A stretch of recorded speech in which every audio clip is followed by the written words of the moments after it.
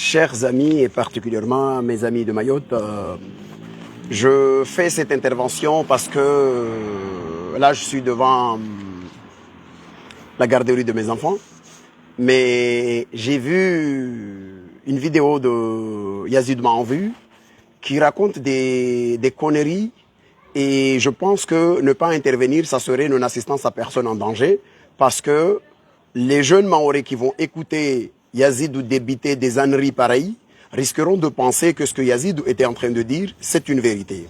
Yazidou dit dans une vidéo que la France n'a jamais été condamnée par les Nations Unies et que la France fait partie des grands et que jamais la France n'a jamais été condamnée. Déjà, je pense que Yazidou Maenvu, c'est un très bon prof d'anglais. Selon les informations, on me dit que c'est un prof d'anglais. Mais je voudrais dire que Yazidou, c'est un abruti sur le plan de la connaissance du droit international. Je rappelle aux jeunes Maorés qui l'écoutent et qui pensent que Yazidou c'est quelqu'un qui est censé leur apporter de la lumière dans ces moments de ténèbres qui enveloppent la propagande de Mayotte. Je voudrais leur rappeler une chose, c'est qu'au niveau des Nations Unies, il y a tous les pays qui sont reconnus. Et parmi ces pays qui sont reconnus, il y a 5 grandes nations qui font partie des 5 membres permanents du Conseil de sécurité. Parmi ces 5 membres permanents du Conseil de sécurité, il y a la France, l'Angleterre, les États-Unis, la Chine et la Russie. Ces 5 pays membres, n'importe quelle personne qui a fait au moins des études jusqu'en classe de terminale, se souvient qu'on dit qu'il y a 5 membres du Conseil de sécurité qui disposent d'un veto. Le veto, ça veut dire quoi? Ça veut dire que c'est un droit injuste qui est utilisé souvent par les puissances pour dire non là où le droit est censé leur rappeler l'ordre. Donc, Yazidou dit que la France n'a jamais été condamnée. Yazidou dit que la France n'a jamais été condamnée par les Nations Unies. Je voudrais rappeler et appeler à celles et ceux de l'autre côté de Mayotte qui au moins peuvent s'intéresser à des vérifications de faire ceci.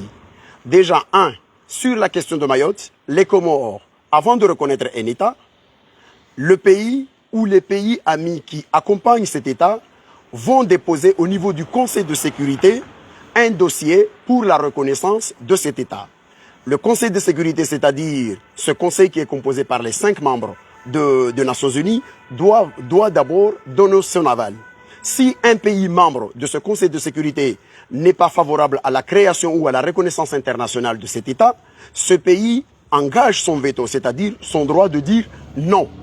Et ce fut le cas, par exemple, je vous dis, en décembre 2007, lorsque le Kosovo a voulu déclarer son indépendance vis-à-vis de la Serbie, la Russie a mis son veto. Donc, il y a des États, effectivement, dans le monde d'aujourd'hui qui travaillent avec la Russie, qui travaillent avec le Kosovo, ou qui collaborent, qui coopèrent avec le Kosovo, mais le Kosovo n'est pas reconnu comme État, un État souverain.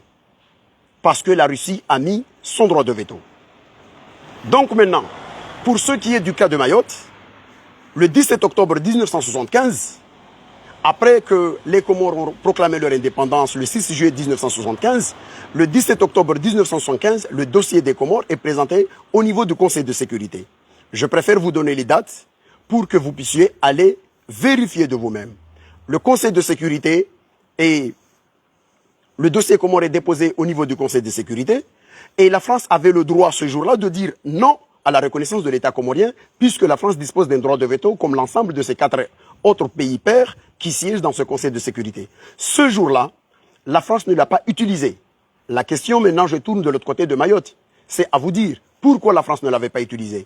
Et je vous rappelle que un des grands diplomates français, en l'occurrence M. Jean-Louis de Guéringo, qui est originaire de Limoges, il avait écrit aux sénateurs français pour leur dire que Mayotte, le dérisoire, ne doit pas, quelle que soit sa proclamation ou son intention, sa déclaration d'amour vis-à-vis de la France, ne peut pas créer un problème qui va engager ou qui va déstabiliser la France sur la question du droit international. La France avait la possibilité de dire non à la reconnaissance de l'État comorien et la France ne l'a pas fait. Alors dans ce cas-là, à partir du moment où il n'y a pas eu une objection, comme ce fut le cas du Kosovo par exemple, ou avec la Russie, le dossier est transféré au niveau de l'Assemblée plénière. Et au niveau de l'Assemblée plénière, le 12 novembre 1975, les Comores sont reconnus par les Nations Unies, c'est la résolution 3385, comme étant un État souverain, entité de droit international, composé de 4 îles, Mayotte, Anjouan, Mayotte, en jouant Moélie et la Grande Comore. Donc, à partir de ce moment-là, ça veut dire que les Comores sont devenus un État souverain. Parce que souvent les Mahorais disent, oui, les résolutions, etc. Il y a tellement, on dit tellement des bêtises de l'autre côté de Mayotte, comme même le député de Mayotte, l'ancien député de Mayotte, Mansour Kamardine, avait dit une fois au niveau, sur Twitter, comme quoi les résolutions des Nations Unies sont illégales. Mais comment on peut dire une ineptie pareille, un élu de la République française, en l'occurrence un député, un législateur, qui ne connaît pas la loi, qui dit que les résolutions des Nations Unies sont illégales. Donc maintenant je reviens sur la question de Yazidou. La reconnaissance des Comores, une fois acquise, ça veut dire que tous les pays sont sommés à reconnaître la souveraineté de l'État comorien. Maintenant Yazidou dit que la France n'a jamais été condamnée et que les Nations Unies soutiennent la France. Mais quelle aberration, mais quelle ineptie, mais quelle connerie, mais comment un intellectuel peut dire une connerie pareille alors qu'il sait très bien que la France est condamnée 14 fois. 14 fois par des résolutions, c'est ce qu'on appelle les résolutions non contraignantes. Quelle est la différence entre une résolution contraignante et une résolution non contraignante? On appelle résolution non contraignante la résolution qui est votée au niveau de l'Assemblée plénière. C'est-à-dire que tous les pays se prononcent par principe pour condamner. C'est jusqu'aujourd'hui, l'agression criminelle de la Russie en Ukraine n'est condamnée que par 2 ou 3 fois au niveau, n'est condamnée que par 3 fois au niveau du Conseil des Nations Unies, et il s'agit des résolutions non contraignantes. Et pourquoi? Parce que la Russie dispose d'un droit de veto. Donc, à aucun moment et à aucun instant, on ne peut pas condamner la Russie ou condamner les États-Unis, condamner la France, condamner la Grande-Bretagne ou condamner la Chine au nom du droit, parce que ces pays-là, ils disposent d'un droit de veto, le droit de dire non à toute résolution de condamnation.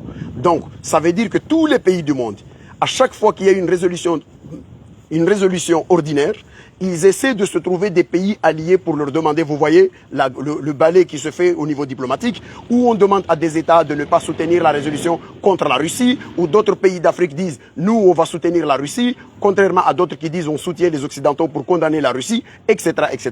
C'est ce qu'on appelle les résolutions non contraignantes.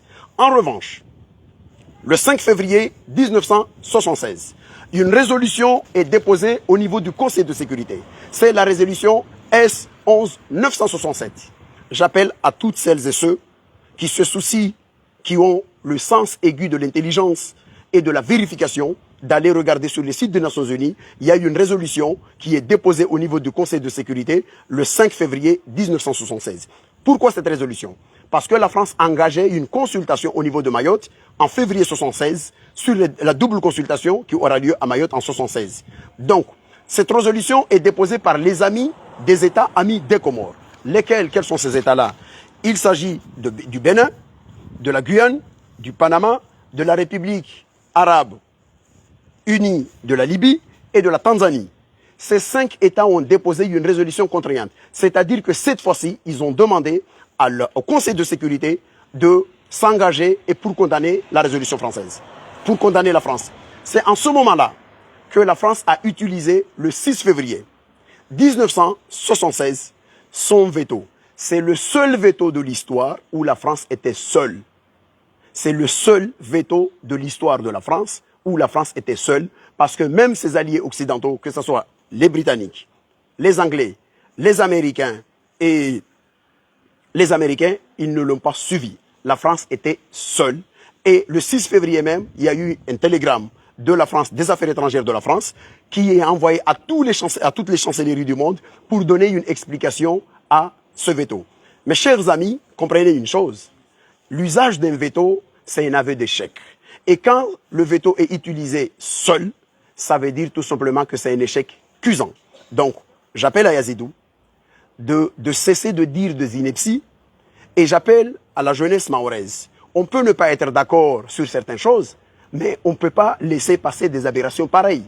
On ne peut pas laisser des aberrations pareilles. Dire que la France n'a jamais été condamnée alors que la France est condamnée par 14 résolutions des Nations Unies. Dire que la France n'a jamais été condamnée alors que la France a dû utiliser son veto au niveau du Conseil de sécurité le 6 février 1975 pour bloquer une résolution contraignante du Conseil de sécurité sur la question de Mayotte. c'est le seul veto où la France était seule. Dire que la France aime Mayotte, alors que la France avait la possibilité le 17 octobre 1975, avant que le dossier Comores soit présenté au niveau de l'Assemblée plénière du 12 novembre 1975, au niveau des Nations Unies, d'imposer son veto et de bloquer le processus de reconnaissance de l'État comorien au niveau des Nations Unies, comme c'est le cas de la Russie qui a fait par rapport à l'État du Kosovo.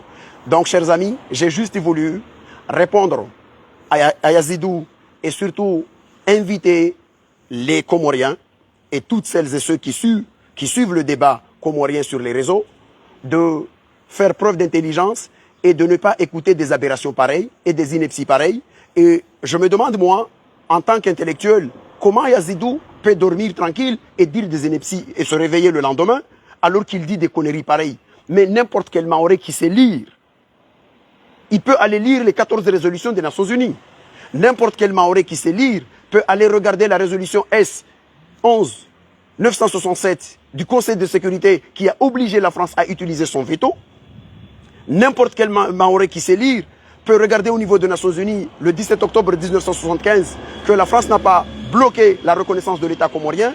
Et n'importe quel Maoré qui sait lire et écrire peut aller lire la résolution 3385 du 12 novembre 1975 reconnaissant l'État comorien. Maintenant, je termine là-dessus en demandant à Yazid, si réellement la France, je pose la question de cette façon, alors expliquez-nous pourquoi la France fait des rounds de négociations avec l'État comorien. Expliquez-nous à chaque fois qu'il y a des sommets à Paris où l'État comorien discute avec la France.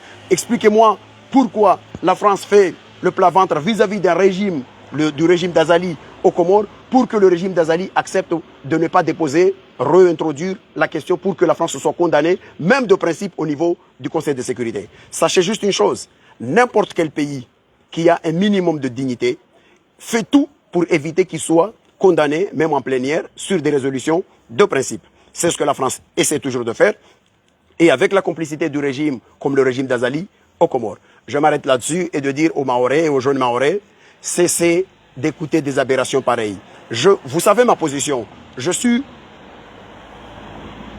un défenseur de l'unité des Comores.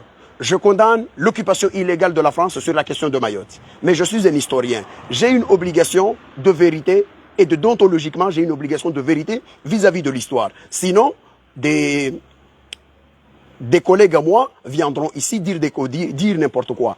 Alors, je cesse là-dessus et j'appelle aux intellectuels mahorais, arrêtez s'il vous plaît d'inviter des gens qui ne maîtrisent pas leur dossier. J'ai vu un ancien historien, un historien qui était invité par Mansour Kamardine dans sa première émission de Ouassu à Mayotte. Et cet historien, il a raconté des inepties en disant que Radama est le père d'André Nantsouli, c'est du n'importe quoi, en disant que finalement Radama a fait la guerre contre Rana Valona Ier, alors que Rana Valona Ier était la femme d'André Nantsouli, etc., était plutôt la femme de Radama Ier, et qu'il a succédé à Radama à la mort de Radama en 1828.